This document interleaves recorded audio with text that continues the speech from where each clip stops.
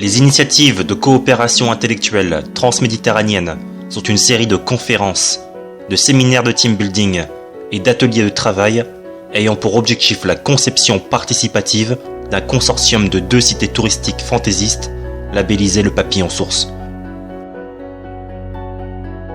Le projet du Papillon Source Méditerranée, c'est un réseau d'acteurs international du changement positif qui se réunissent pour mener des actions pouvant être classées dans 3 dynamiques opérationnelles principales.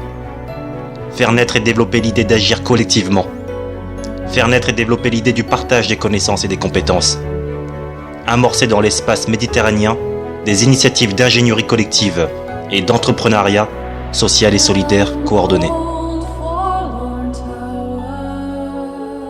Nous cherchons à fonder, avec plusieurs entreprises du Maroc et de France, un groupement d'intérêt économique qui pilotera le projet de cité autogérée banque alimentaire au Maroc, puis un second groupement d'intérêt économique qui pilotera le projet de parc à thème en France.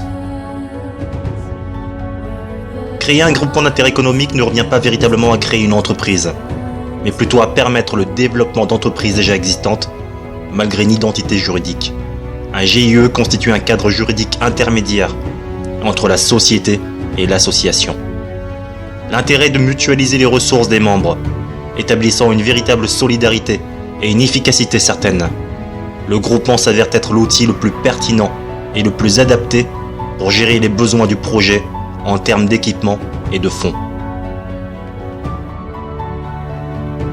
Chaque groupement sera à vocation double, à la fois économique et sociétale. Toutefois, la finalité sociétale et éducative est son unique objectif. Chaque groupement intégrera au fil du temps plusieurs nouveaux membres, afin d'atteindre les objectifs opérationnels et financiers. Chaque membre conservera son indépendance. L'activité des groupements doit être le prolongement des activités économiques de leurs membres. Celle-ci étant le tour operating responsable, social et solidaire, nous recherchons donc plusieurs partenaires économiques œuvrant dans le secteur du tourisme. Ces membres copiloteront le projet, selon les spécificités établies dans un contrat.